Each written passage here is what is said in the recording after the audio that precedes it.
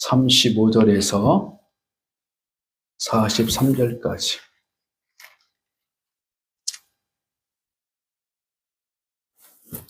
(35절에서) 43절까지 들어갑니다. 제가 먼저 읽겠습니다. 여리고에 가까이 가셨을 때에 한 맹인이 길가에 앉아 구걸하다가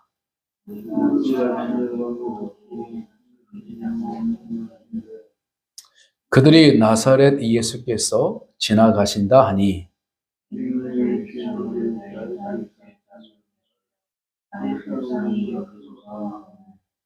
앞서 가는 자들이 그를 꾸짖어 잠잠하라 하되 그가 더욱 큰 소리로 질러 다윗의 자손이여 나를 불쌍히 여기소서 하는지라.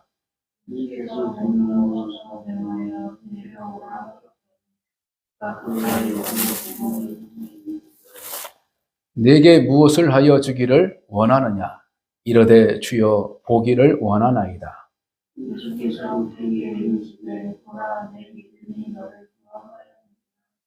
같이 있습니다. 곧 보게 되어 하나님께 영광을 돌리며 예수를 따르니 백성이 다 이를 보고 하나님을 찬양하니라. 아멘. 오늘 성경의 인물은 바로 바디메오라는 사람입니다. 바디메오. 여러분들 교재를 보시면 그 옆에에 부제로 뭐라고 기록해 있었죠? 그렇죠. 다시 한번 믿음으로 고침을 받은 소경. 우리 낮에 낮 예배 시간에 우리가 성도의 마음속에 담아둘 것이 아닌 것들, 담아둘 것이 아닌 것들을 분명하게 말씀해 주고 있습니다. 근심, 그리고 의심, 그리고 또 여러 군데에서 나타나는 부분들이 있어요. 그래서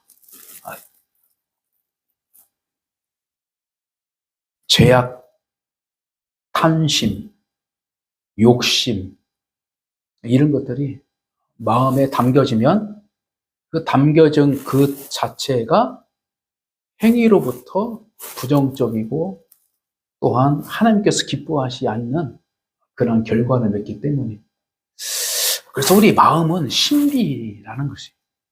신비. 그래서 구약의 언어적 히브리적 언어를 보면 마음은 생명이다 이렇게 받고 있어요. 하나님이 마음을 감찰하시고 하나님이 중심을 보시고 그렇죠? 그래서 마음 자체를 사람의 중심으로 보고 있다는 것이죠. 그래서 마음이 삐딱하면 인생도 삐딱 보일 수 있는 것이고 마음이 정직하면 정직한 대로 바라볼 수 있고 또 마음이 하나님의 뜻을 품고 있으면 그 뜻을 발견할 수 있고 또 그 마음에 믿음을 심으면 믿음의 생명력과 변화가 일어난다. 그래서 마음으로 믿어 의에 이르고 입으로 시인하여 구원에 이른다. 그래서 구원은 어디서부터 시작하면 밖에서부터 시작하는 것이 아니라 내 마음으로부터 시작하기 때문에 지식적으로 구원이 이루어지지 않는 거예요. 결국에는 하나님의 말씀의 지식이 쌓여지면 결국에는 마음으로 가게 되는데 그래서 그 마음은 바로 토양, 생명. 그래서 이 생명에 내가 무엇을 심느냐에 따라서 소나무를 심으면 소나무가 살아가게 되고 가라지가 심으면 가라지가 생겨나고 하나님의 구원을 심으면 구원이 자라가게 되고 이렇게 된 거예요. 이게. 왜? 마음은 생명이기 때문에 살아서 어떻게? 사람을 살리는 그러니까 사람이 마음이 지쳐버리면 살아갈 의욕이 없는 거죠. 그죠? 마음에 낙심하고 마음에 상하고 그리고 마음이 어떻게 흔들리고 마음이 혼선되고 모든 것이 되면 사람이 바르게 성장하지 못하는 부분들이 있는 것입니다. 그래서 이 마음속에서 믿음을 심으면 믿음의 열매가 분명히 나는데, 오늘 바디메오는 마음에 무엇을 심었어요? 믿음을 심었어요. 믿음을. 그래서 그 믿음을 가지고 예수 그리스도께 간구하는 자가 되었다.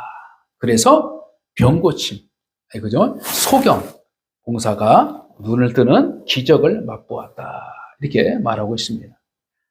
자, 그러므로 여러분들이 믿음을 마음속에 품는 자가 되어서 믿음의 기적들이 다양하게 나타나는 그러한 역사를 경험하시기 바랍니다. 그래서 그리스도인의 신비적 성품의 성장 안에서 베드로 후서의 말씀 보면은 믿음의 덕의 지식을, 지식의 절제를, 절제의 인내를, 인내의 경건을, 경건의 형제우애를, 형제우애의 사랑을 공급하라. 이 말이 어떤 말이냐면, 믿음으로 시작하면은요, 그 믿음에 의해서 덕이 성장하게 되는 거예요. 덕은 뭐냐? 바로 성경적으로 보면은 건물을 짓는다, 이렇게 말하고 있어요. 건물을 짓는다. 그래서 우리의 어떤 언어적 속에서도, 아우, 저 사람 덕망이 있어. 참 덕스럽네. 덕스럽네. 이런 말은 뭐냐면, 사람의 관계가 좋다라고 편집하는 거예요. 저분은 참 인덕이 있어. 저분은 참 덕망이 참 풍수해. 이 덕이란 그 자체는 사람의 관계 안에서 풍성함을 누리는 그런 복음인 거지. 더 나아가서 하나님과의 관계가 이루어지는 거예요. 그래서 이 건물 자체는 다 연결되어 있는 거잖아요. 그죠?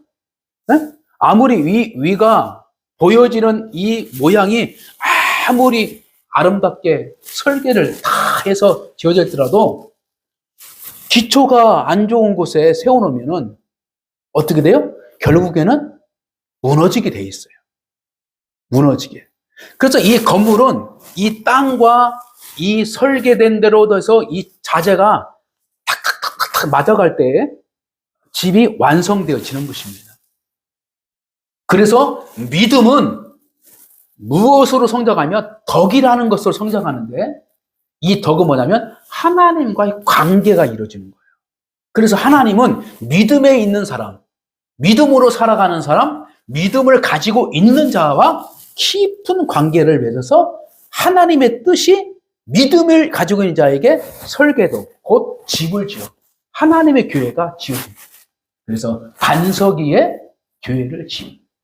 그래서 베드로, 페트라라고 하는 그 의미는 뭐냐면 반석 같은 믿음. 하나님의 집을 지을 수 있는 그 반석 같은. 그래서 울퉁불퉁한 바위가 아니라 잘 짜여진 어떤 반석처럼 이렇게 단단하게, 평평하게 따진 그 바위를 반석이라고 하는 거예요. 그래서 그 반석 위에 교회를 지었고 건물을 지어가는 거예요. 자, 잘 들으세요. 믿음과 하나님의 관계 안에서 첫 번째 나타나는 그 성장의 과정 속에서 뭐가 나타난다고요? 덕. 덕. 그래서 믿음의 덕. 덕을 하나님께서는 주신다는 거예요. 믿음을 가지고 있습니다. 그래서 덕에, 그 다음에 뭐요? 지식을. 그래서 오늘 성경 말씀을 통해서 하나님의 말씀을 깨닫는 지식, 영적인 하나님의 말씀을 배워가는 거예요.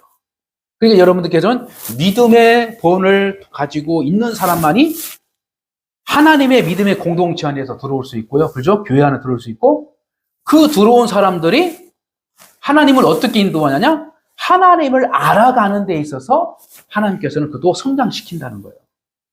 그게 지식. 그래서 이 지식이 잘 자라가게 되면 하나님께서 뭘 주셔요? 절제할 수 있는 능력을 주셔요. 절제는 뭐냐면, 마인드 컨트롤. 또 다른 말로 그냥 마이 샘플. myself. 그래서 스스로 옳고 그른 것을 판단할 수 있는 능력이 되는 거예요. 그래서 하나님의 말씀과 하나님에 대해서 지식을 잘 깨닫고 서로 교통이 잘 이루어지면 내가 생활하는 데 있어서, 믿음 생활하는 데 있어서 하나님께서 기뻐하시는 것과 하나님께서 기뻐하지 않는 것, 곧 선과 악을 분별할 수 있는 능력이 생기는 것이 바로 절제예요, 절제. 네, 절제. 자, 그러면 절제의 가운데에서 하나님께서 뭘 공급해 주면? 둘째, 인내라는 거예요, 인내. 자, 선과 악을 분별할 수 있는 때가 되면은 하나님께서 어떻게 나를 성장시키냐? 인내할 수 있는, 그러니까 자기 마음을 내 뜻대로 움직이는 것이 아니라 하나님의 때를 기다리면서 인내의 소망을 가지고 기다리는 거예요. 네? 그래서 절제의 인내를 공급해 주신 하나님. 그 다음에 인내 다음에 하나님께서 뭘 주냐면 경건. 그래서 하나님의 때를 기다리고 하나님의 때에 대해서 믿음으로 소망을 가지고 기다리고 있으면 내 삶이 무엇으로 하나님께서 채워주냐면 경건의 삶을 누릴 수 있도록.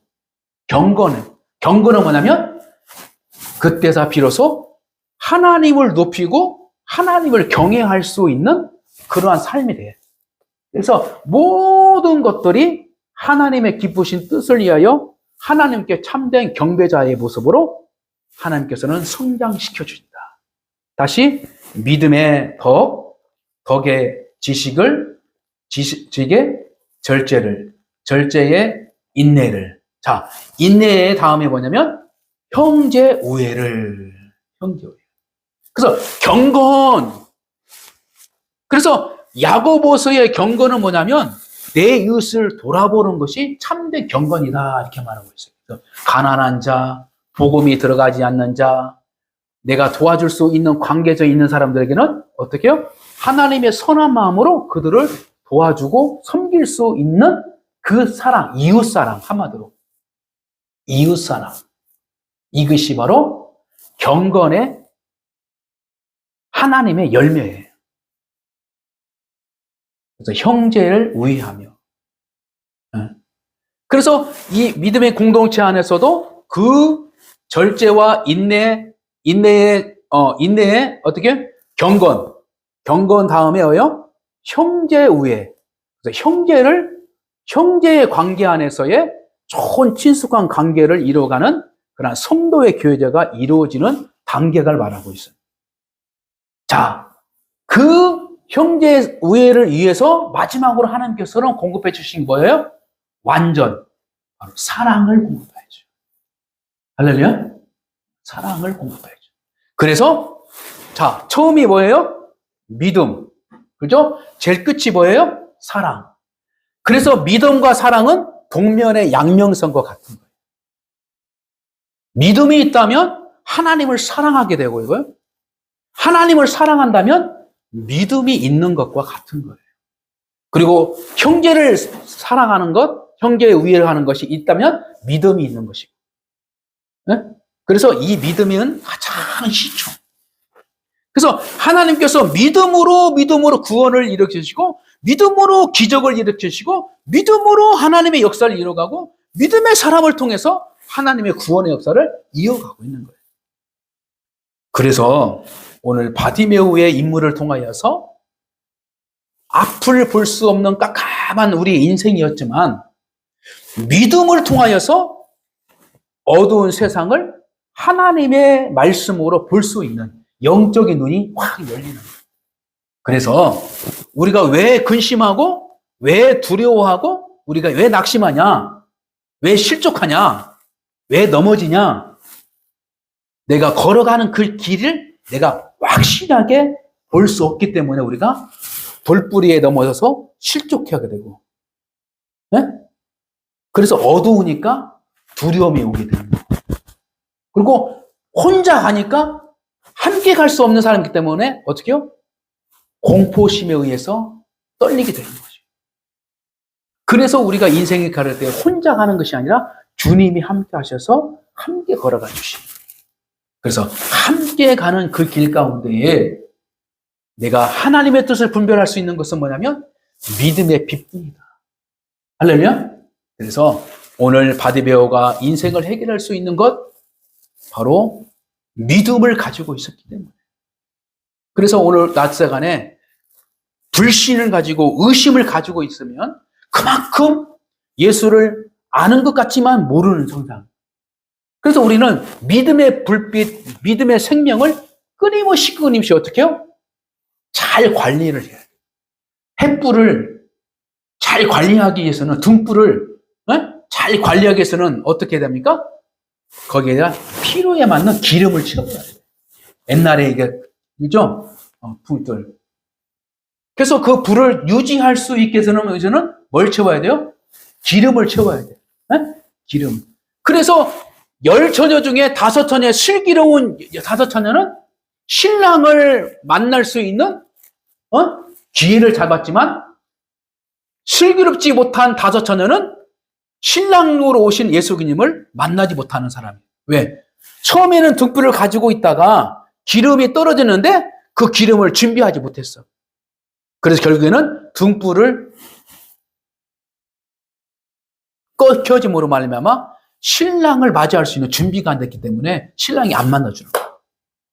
그래서 우리가 믿음의 등불을 잘 어떻게 계속해서 태우려면 바로 성령의 기름, 곧 믿음을 잘 간직할 수 있는 내 믿음의 인격, 믿음의 성품을 하나씩 성장시켜 나가는 그러한 노력이 필요하다. 그래서 신의 성품이라고 말하는 믿음의 덕의 지식을, 덕의 지식을, 지식의 절제를, 절제의 인내를, 인내의 경건을, 경건의 형제우애를, 형제우애의 사랑을 먹어요. 그래서 여러분들의 신앙 상태가 잘 자라고 있는가라고 판단될 수 있는 것은 뭐냐면, 그래, 나 믿음이 있어. 근데 사람의 관계가, 교회의 관계가, 그리고 하나님의 친밀한 관계가 이루어지지 않으면 내 믿음이 부족한 부분이 있는가? 의심이 있음으로 말미암아 내가 그러한 시도와 노력을 하지 않는가? 구하지 않는 것, 기도하지 않는 것, 이런 것들을 잘 살펴봐요. 그래야만이 믿음을 가지고 있는 자가 사랑을 누릴 수 있는 그곳까지 성장해 갈 수 있는 것이지, 그냥 믿음 안에서 구원받았다고 해서 거기서 끝나버린 거예요. 사람 관계도 어렵고 내 삶이 풍요하지 못하고 무엇인가 건물이 지어지지 않고 믿음의 집이 지어지지 않고 이 부분 안에서는 자신을 잘 돌아봐야 돼요. 자, 이 부분은 누구나도, 저도 마찬가지고 여러분도 마찬가지고 우리가 믿음으로 살아가는 자들에게는 참 필요하다. 자, 바디메오에 의해서 우리가 서론적으로 몇 가지만 살펴보고 3번까지만 팔고 후반부 시간은 다음 주에 하겠습니다. 자, 인적 사항 속에서 첫 번째 한번 읽어봅시다. 시작.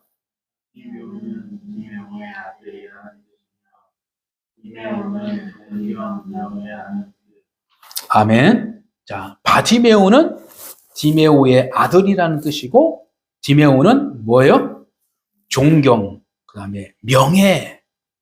그래서 예수 그리스도를 통하여서 이 바디메오는 존경에 대한 인물로 회복되어지고 명예로운 직으로 명예로운 삶을 살아갈 수 있도록 본연의 이름의 뜻을, 우리 주님을 만남을 모아서 해결받은 인물이다, 이렇게 말하고 있는 것입니다.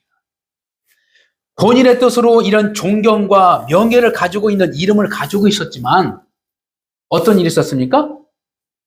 앞을 받지 못하는 안타까운 인간이기 때문에 사람들에게 천대를 받았어요. 그렇잖아요. 본문에 예수의 소문을 듣고 예수를 만나려고 하니까 오히려 주위 사람들이 반대하는 거야. 야, 네 주제에 무슨 예수를 만나? 네? 그래서 막아. 그러니까 사람으로부터 인정을 받지 못하는 어떤 취급을 받은 인간이야. 왜? 이 병신이기 때문에. 근데 내 마음속에 믿음을 가지고 다윗의 자손 예수 그리스도요, 나를 불쌍히 여겨주시라고 소리쳐서 주님을 찾았어요. 찾았더니 예수님께서 그 음성을 듣고 바디메오에 가서 얘들아 방해하지 마. 그래가지고 바디메오에게 야 네가 원하는 게 뭐냐? 주님 나는 눈 뜨는 게 원하는 것입니다. 그래서 주님께서 내 믿음대로 될지어다. 그래서 주님께서 바디메오의 눈을 어떻게? 밝아지게 뜨겠어요. 그래서 자기에게 인생의 이름대로 살아갈 수 있는 훗날에 이름대로 살아갈 수 있는 인물로 바뀌어졌어요. 바디메오가. 할렐루야? 자, 그 다음에 인적상 두 번째 시작. 소경이며 여리고의 거지였다. 그렇죠? 소경으로 살아가게 되면은 가난하게 살 수밖에 없는 존재에서 결국에는 가정으로부터도 멀리 쫓겨남을 당해서 거지 생활. 그 당시에 또 문득병자들도 가족 안에서 생활하지 못하고 또 광야로 동굴로 쫓겨나갔어요. 그래서 멀리 가족으로부터 멀리 떠나서 생활할 수밖에 없었어요. 그때 당시 문득병자들. 근데 우리 주님께서 문득병자를 어떻게 낫게 하셨죠? 10명의 문득병자를 낫게 했는데 9은 그냥 갔어.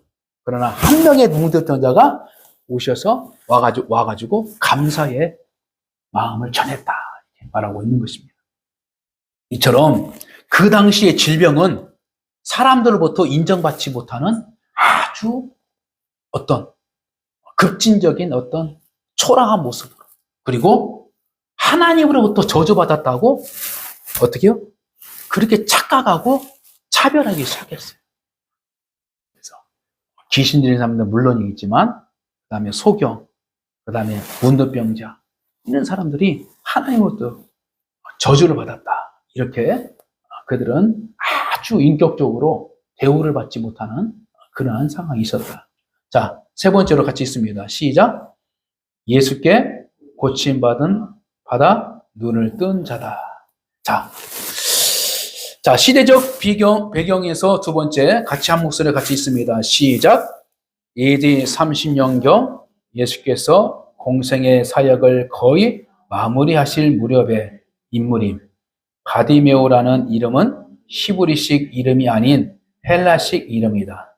이는 당시 유대 사회가 헬라의 영향을 얼마나 크게 받았는가를 보여주는 한 증거이다. 아멘.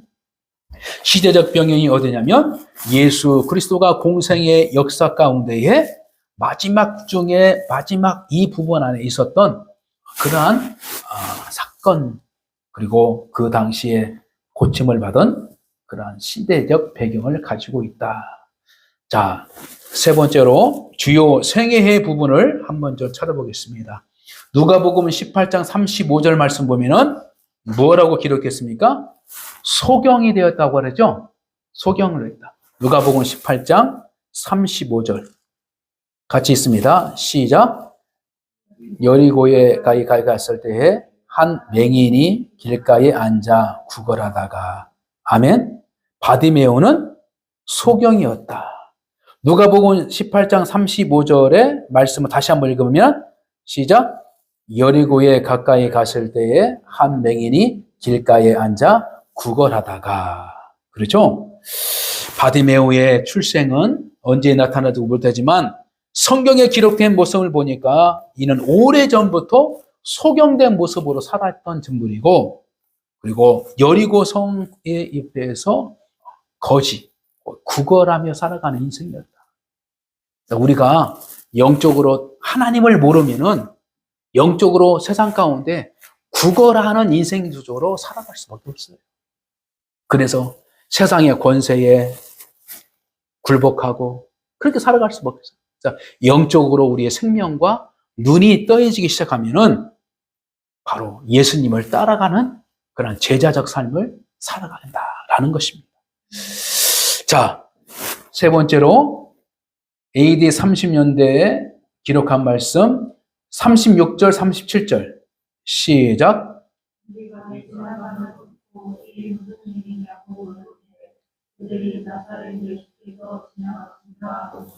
자, 이 바디메오는 기회를 놓치지 않는 사람이었어요. 그만큼 갈급한 소식을 듣고 예수에 대해서 소문을 듣고 믿음을 가지고 있었던 거예요. 어떻게 표현합니까? 예수님에 대해서 들었다 이렇게 말하고 있어요. 우리가 인생을 살아가는 데 있어서 믿음을 받는 것도 하나님께서는 어떻게 해요? 기회를 주시는 겁니다. 그래서 여러분들은 저도 마찬가지예요. 그 기회를 하나님께서는 우리에게 주셨어요. 그 기회를 우리가 놓치지 않고 그 믿음을 받아들였기 때문에 구원받은 하나님의 자녀가 된 거예요. 할렐루야. 그래서 우리가 은혜 받을 것을 기회를 만들어서 그 기회를 가지고 놓치지 않는 그런. 그래서 특별히 주님의 날, 복된 날, 주일날 이렇게 예배. 그래서 예배를 통하여서 예배에 오라고 하고 성경 말씀을 보라고 하고 또 이렇게 하는 이유는 뭐냐면 하나님의 은혜의 기회를 받을 수 있기 때문에 그것이 하나님께서 약속하셨기 때문에 그 약속을 받을 수 있는 기회이기 때문에 어떻게? 예배를 드리고 하나님의 말씀 듣는 거죠. 그래서 우리가 낚시를 할 때에 그냥 아무 데 가서 낚시하지 않습니다. 가만히 보니까요. 이게 거기 바다에 그 전자를 다 쏘가지고 물고기들이 때로 물러다니잖아요. 그러면 거기 선장이 그걸로 가는 거예요.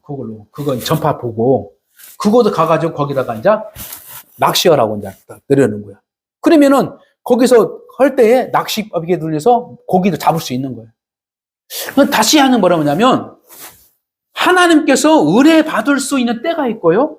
은혜 받을 수 있는 장소가 있고요. 은혜를 함께 나눌 수 있는 사람이 있는 거예요. 네?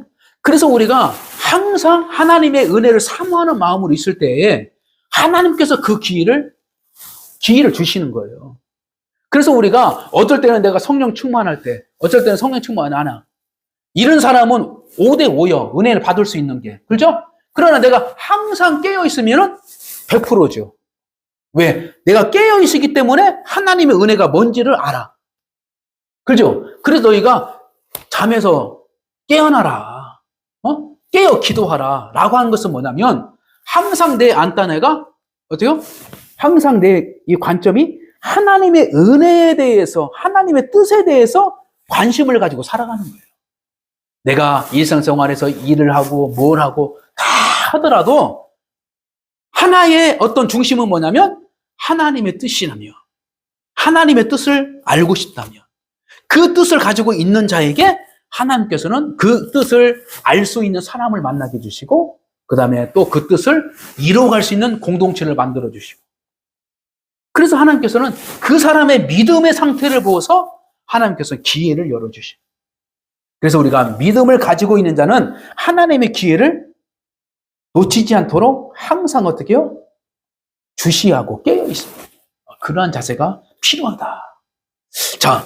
자, 그래서 누가복음 18장 38절에서 41절은 어떤 일이 있었나요? 같이 있습니다. 시작. 맹인이 외쳐 이르되 다윗의 자손 예수여 나를 불쌍히 여기소서 하거늘 앞서 가는 자들이 그를 꾸짖어 잠잠하라 하되 그가 더욱 크게 소리질러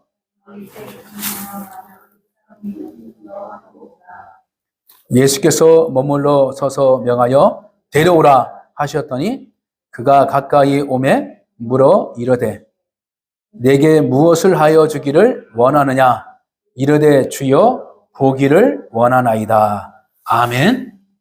자, 주님께서는 해결해 주고 싶은 마음이 간절한 거예요. 근데 오히려 누가 방해해요? 사람들이 방해하는 사람이 있다니까요. 우리가 은혜를 받고 싶은데요. 그냥 그 은혜를 방해하는 일들이 있어요. 누가? 사람이 하는 거예요. 예배 시간에도 마찬가지고. 어떤 사람은 은혜에 사모하면서 다 하는데 예배를 방해하는 사람들이 있고요. 하나님의 말씀을 전하는 것들을 방해하는 것들이 있고.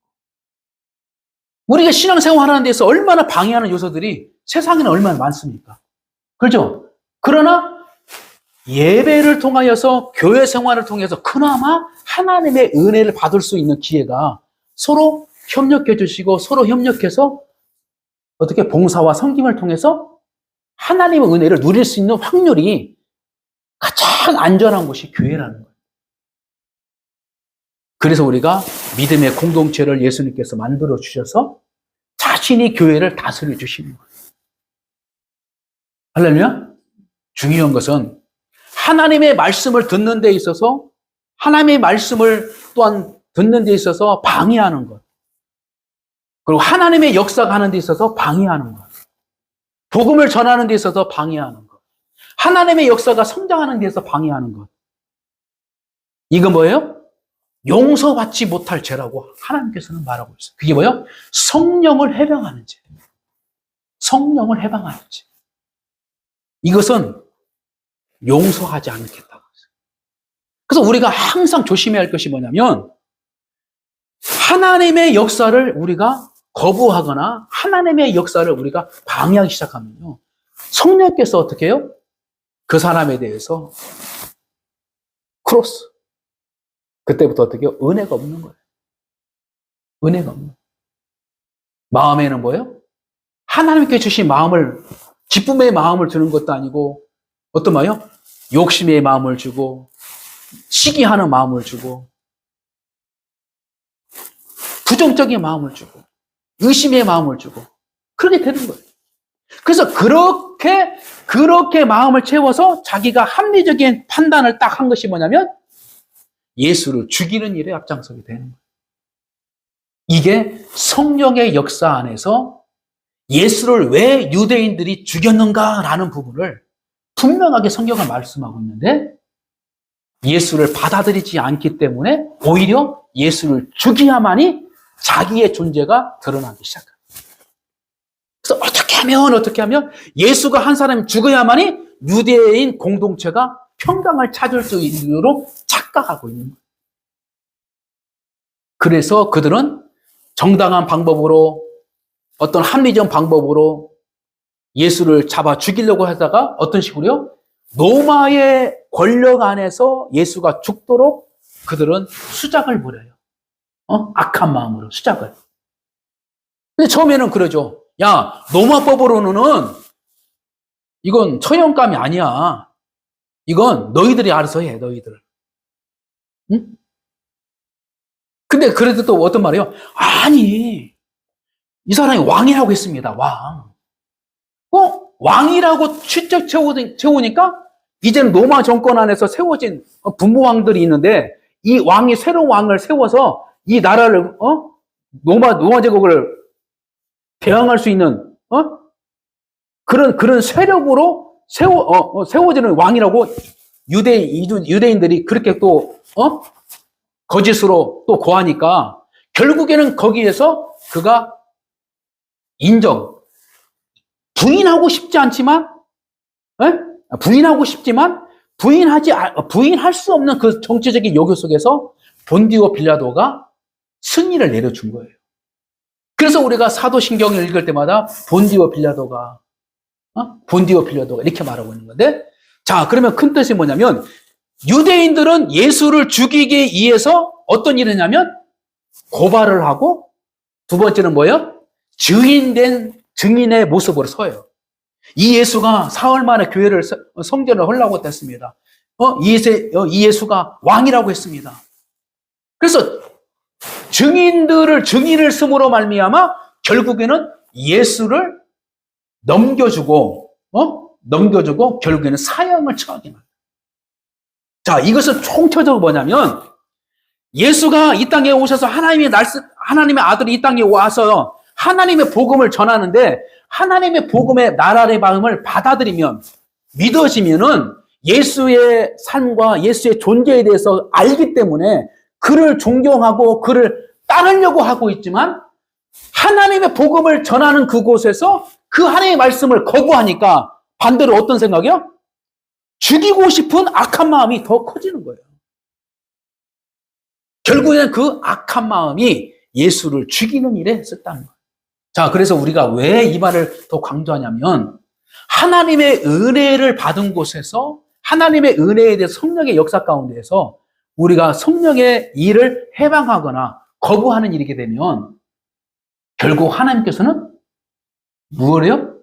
그 사람에게 악한 마음이 들어가게 만들고 시기하는 마음이 들어가고 세상적인 마음을 들어가게 만듭니다. 그래서 결국에는 하나님의 교회를 그리고 예수 그리스도에서 반항하는 자, 대적하는 자로 바꾸죠.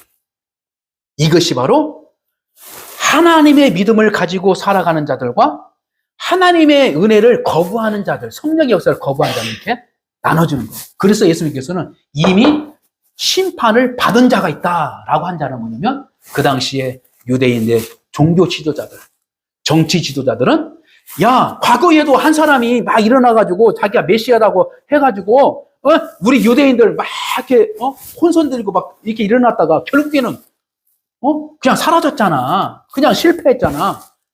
그래서 그 과거의 역사 가운데 실패한 사람들을 보면서 똑같이 예수도 똑같이 그러한 사람일 수 있으니까, 그런 사람이 있을 수 있으니까 이 예수 한 사람만 죽이자. 그냥 넘기자. 그러면 우리 유대인 공동체가 편안해질 거 아니냐. 이렇게 딱 공의회에서 결정을 짓고 예수의 제자 중에 한 사람인 가룟 유다를 포섭해서 거기에서 예수를 파는 역할을 시작한 거예요. 그래서 우리가 하나님의 은혜를 우리가 가볍게 여기지 마시고 하나님의 역사를 우리가 잘 받아들여야만이 좋은 열매를 맺을 수 있는 것이지 거부하면 오히려 나쁜 열매를 통해서 하나님께 화를 당해요. 이것은 절대적으로 하나님께서 원하시는 않지만 어쩔 수 없이 왜? 하나님을 향해서 대적하고 하나님의 뜻을 방해하는 자들에게는 그런 일이. 그래서 오늘 어떤 마음이 필요하냐? 바디메오 같은 믿음을 가지고 있는 마음이 필요하다. 할렐루야. 그래야만이 자기의 장애적인 삶을 뛰어넘어서 존경받은 인생, 명예로운 자리에 올라갈 수 있는 그런 인생으로 바꿔지는 인생이 됩니다. 마찬가지로 우리 모두는 바디메오처럼 우리가 인생을 살아왔던 과거적 삶이 있었지만 예수 그리스도를 믿을 수 있는 그 기회를 우리가 놓치지 않고 어떻게 우리가 받아들여서 우리의 영적인 눈이 열리고 우리의 인생이 하나님께서 존귀하게 여기서 내 믿음대로 될지어다. 그래서 우리의 원하는 것을 하나님께 구하면은 하나님께서는 그것을 들어주시는 자로 우리 앞에 서 있다는 것을 자부심을 가지고 든든한 마음을 가지고 행복한 성도의 삶을 누릴 수 있는 그러한 인생의 방향을 잘 잡을 수 있는 저와 여러분 되시기를 주님을 축복합니다. 자, 그래서 믿음으로 치유를 받았고요. 그 다음에 뭐예요? 누가복음 18장 43절에 자, 같이 읽습니다. 시작. 곧 보게 되어 하나님께 영광을 돌리며 예수를 따르니 백성이 다 이를 보고 하나님을 찬양하니라. 아멘. 예수를 따르는 사람이 된다. 할렐루야. 예수를 따르는 사람. 구걸하는 자가 예수를 따라가는 그 명예로운 인생을 걸어가는 자가 됐다는 거예요. 할렐루야. 우리가 이 바디메오처럼 우리가 간급한 심령으로 가장 중요한 것 좋은 믿음을 우리가 내 안에 심고 그 믿음을 잘 지킬 수 있는 그래서 그 마음은 뭐예요? 생명을 통하여서 내 믿음이 자라가는 거예요. 할렐루야. 그래서 믿음은 씨앗이고 내 마음은 생명의 토. 내 마음이 하나님께 정직한 마음, 진실한 마음, 살아있는 마음으로 하나님께서 원하시는 그 마음, 근심하는 마음이 되지 말고 염려스러운 마음이 되지 말고 욕심을 채우는 마음이 되지 말고 남을 시기하는 마음을 쓰지 말고 순전한 믿음, 착한 마음을 내 마음 잘 간직하며 하나님께서 그 마음 속에서 우리의 중심을 보시고 믿음의 역사를 시작한다. 할렐루야. 이러한 역사 가운데 바디메오가 한 인물의 역사를 살아간 것처럼 저와 여러분은 이 인물처럼 진실한 마음으로 믿음으로 모든 것들을 시작해 나가는 복된 성도가 되시기를 주님의 이름으로 간절히 축복합니다.